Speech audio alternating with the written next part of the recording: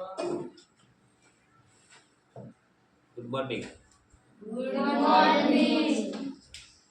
ચાલો આજે આપણે કેલેન્ડરની ગણતરી વિશે છે શીખવાનું છે.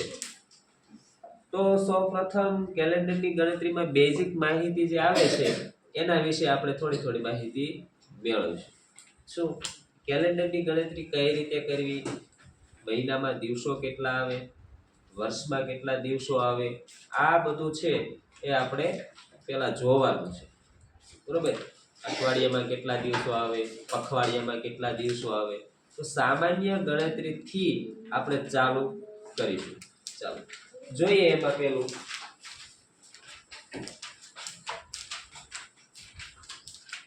કે ભાઈ એક વર્ષમાં કેટલા દિવસો આવે, કોને ખ્યાલ છે?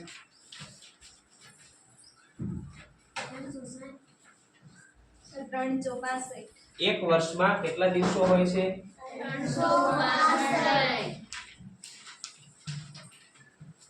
365 દિવસો. જો લીપ વર્ષ હોય તો કેટલા દિવસો હોય છે? 366. જો લીપ વર્ષ હોય તો 366. આ થયું આખા એક વર્ષની વાત. બરાબર? હવે કે ભાઈ ચાલો આપણે જોઈએ કે એક અઠવાડિયે નનકાથી લઈએ. એક અઠવાડિયામાં કેટલા દિવસ હોય? એક અઠવાડિયામાં કેટલા દિવસો હોય? 7. બરાબર? 7 દિવસ. અને આ 7 દિવસમાં અઠવાડિયું કયા વારથી ચાલુ થાય? રવિવારથી. કયા વારથી?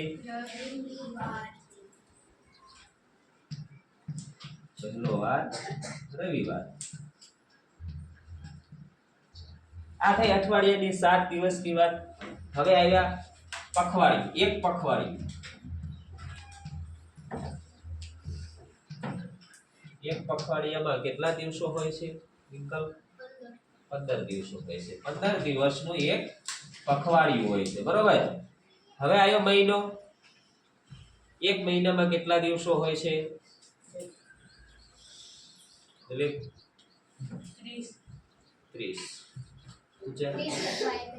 30 અથવા 31. નૈતિક વૈશાલી 28, 29, 30 કાંઈ. સરસ. 28, 29, 30 અથવા 31. હવે એ 28 ક્યારે હોય, 29 ક્યારે હોય એ બધું આપણે શીખીશું. પણ એક મહિનામાં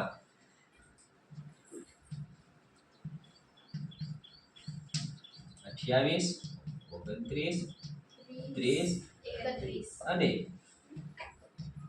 31 દિવસ હોય છે.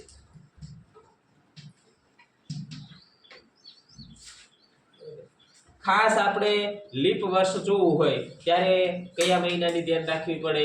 કે ફેબ્રુઆરી મહિના. કયા મહિનાની? ફેબ્રુઆરી. ફેબ્રુઆરી મહિનો એક જ એવો છે કે જે કાં તો 28 દિવસ હોય કાં તો 29 દિવસ. બરોબર? જ્યારે 29 દિવસ આવે, 29 દિવસનો ફેબ્રુઆરી મહિનો આવે ત્યારે લીપ વર્ષ હોય છે. બરોબર? લીપ વર્ષ દર કેટલા વર્ષે આવે છે? માહિત 4 વર્ષે. કેટલા વર્ષે? દર 4 વર્ષે છે એ લીપ વર્ષ આવે છે. બરોબર? આ થઈ ગઈ બેઝિક માહિતી કે ભાઈ કયા અઠવાડિયામાં કેટલા દિવસો આવે છે, પખવાડિયામાં કેટલા દિવસો આવે છે, મહિનામાં કેટલા દિવસો આવે છે અને વર્ષમાં કેટલા દિવસો આવે છે. ખ્યાલ આવે છે? આ થઈ બેઝિક દિવસોની માહિતી કે ક્યારે કેટલા દિવસો આવે છે તે.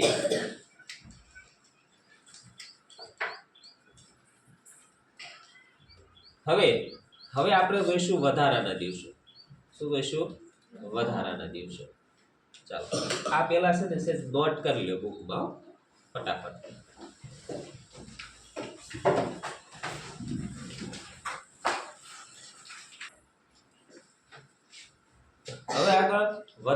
દિવસો શીખીશું. શું? વધારાના દિવસો.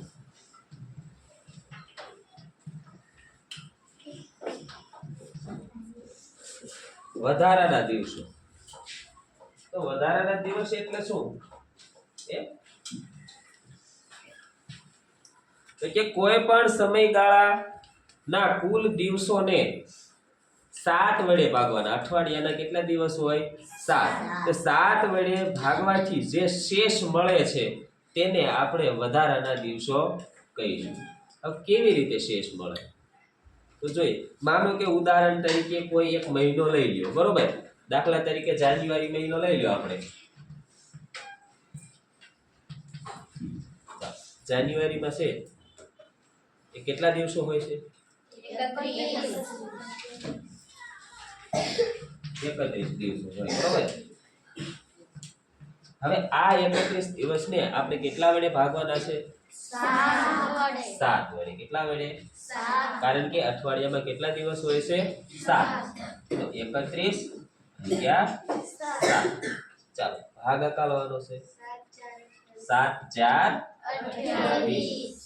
બાદ કરવાના છે. કેટલા વધશે? 3.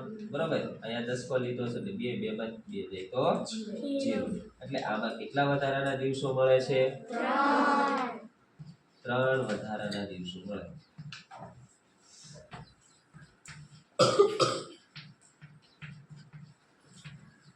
ખ્યાલ પડ્યો કઈ? કેટલા દિવસો મળે? 3 વધારાના દિવસો મળે. એવી રીતે આપણને ખબર છે કે 28, 29, 30 અને 31 આ 4 આવે છે ને. એક કોઈકમાં 28 દિવસ હોય, કોઈકમાં 29 દિવસ હોય, કોઈકમાં 30 દિવસ હોય, કોઈકમાં 31 દિવસ. આ 31 દિવસનું લીધું એક ઉદાહરણ તરીકે. માનો કે કોઈમાં છે એ 28 દિવસનો મહિનો આવે, ફેબ્રુઆરી મહિનો 28 દિવસનો આવ્યો, તો એમાં વધારાના દિવસો, તો એમાં પણ શું કરવું પડે? 7 વડે ભાગવા પડે. તો કે 7 4 28. બરોબર? બાદ કર્યા 0 0. તો આમાં એક પણ વધારાનો દિવસ મળતો નથી. કેવી રીતે? 29 નો લઈ લો. 29 નો મહિનો એ પણ ફેબ્રુઆરી મહિનો આવે. 7 4 28. 1 વધ્યા, તો આમાં કેટલા વધારાના દિવસ મળ્યા? 1.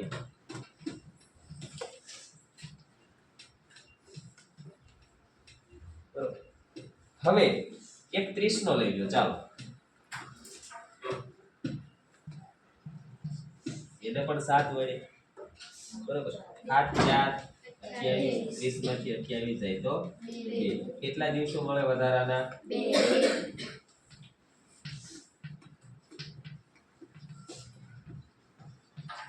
2 દિવસ વધારાના મળે. આપણને ટોટલ મળી ગયા કે ભાઈ 28 દિવસનો મહિનો હોય તો કેટલા વધારાના દિવસો મળે. બરોબર? ખ્યાલ આવી ગયો કે 28 નો મહિનો હોય તો 0, એટલે કે એક પણ દિવસ વધારે નો મળે નહીં. જ્યારે 29 દિવસનો મહિનો હોય ત્યારે એક દિવસ વધારાનો મળે. 30 નો મહિનો હોય 30 દિવસનો તો 2 દિવસ વધારે ના મળે. 31 દિવસનો મહિનો હોય તો 3 દિવસ વધારાના મળે. આ વધારેના ગણતરી કરતા છે છેલ્લે કેટલા દિવસો છે આખા વર્ષના વધારેના નીકળે એ આપણને ખ્યાલ આવે. તો સરસ મજાનું આનું કોષ્ટક આપણે છે એ લખતા જઈએ. કયા મહિનામાં કયા દિવસે વધારાના દિવસ આવે છે તે. બરોબર? પહેલા મહિનાથી લઈએ. ચાલો જાન્યુઆરી મહિનો.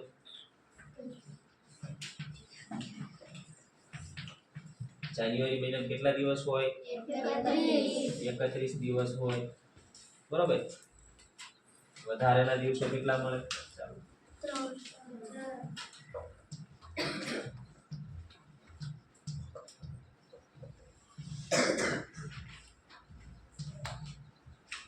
કેટલા દિવસ વધારે ના મળે?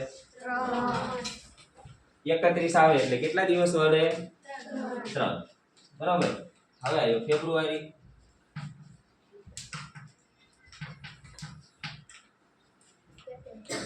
કેટલા દિવસનો હોય? 28 કા 29. તો એમાં વધારાના દિવસો કયા કયા મળે? 0 અથવા 1. કારણ કે 29 હોય તો 1, 28 એટલે 0. હવે આવ્યું માર્ચ.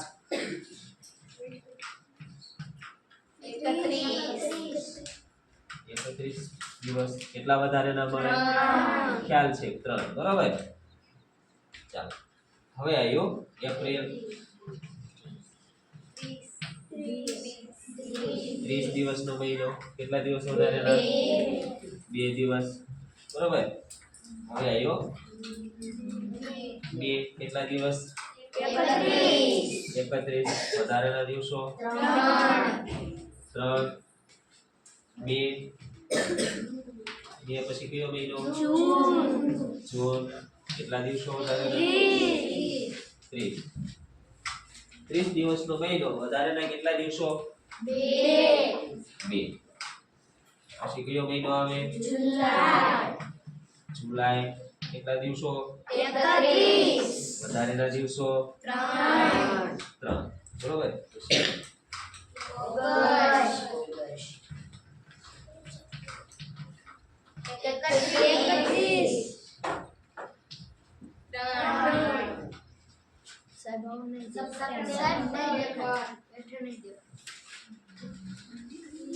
ઓગસ્ટ, બરોબર. અહીં સુધી લખી વાળો પેલા.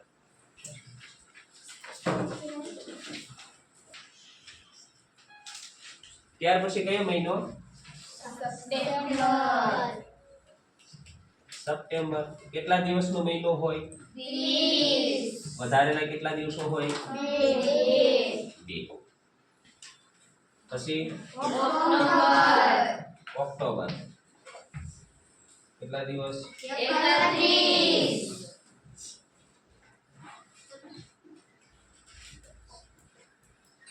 કેટલા દિવસ વધારેના? ત્યાર પછી કેટલા દિવસ? વધારેના દિવસો 2.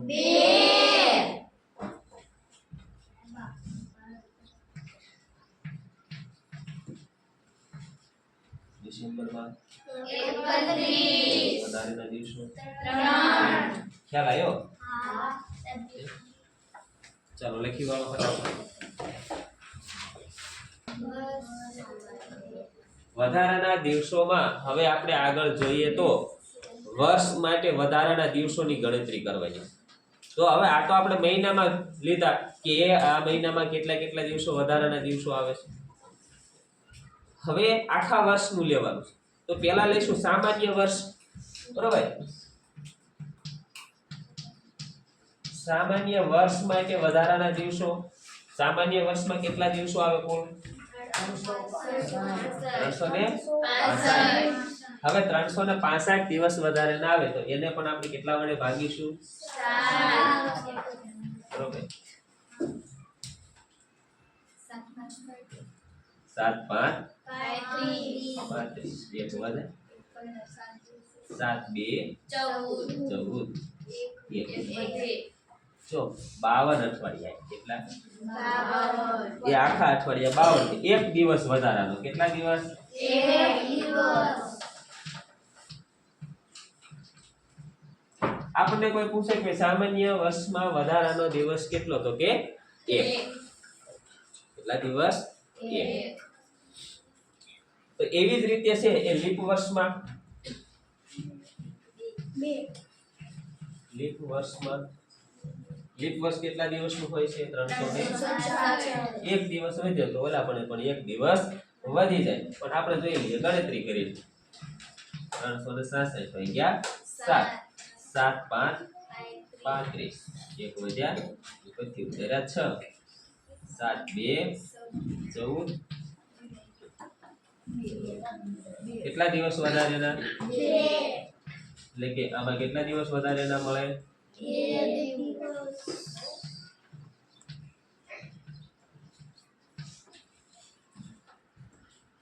સામાન્ય વર્ષમાં 1 દિવસ વધારાનો, લીપ વર્ષમાં 2 દિવસ વધારેનો. ખ્યાલ આવે છે? ચાલો અહીંયા સુધી આપણે લખી નાખીએ અને પછીનું આગળ છે આપણે આવતા લેક્ચરમાં એટલે કે કાલના લેક્ચરમાં ભણીશું.